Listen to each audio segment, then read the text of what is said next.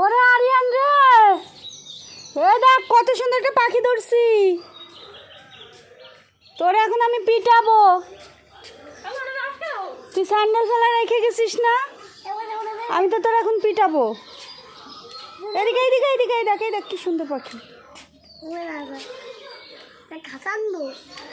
না খাসাইনো না, ওর মার কাছে দিয়ে দিব। ওর মা এখানে আসছে, কই জানি। দেখি কোথায় গেছে ওর মা, কোথায়? এদিকে কই যেন আসলো। এবার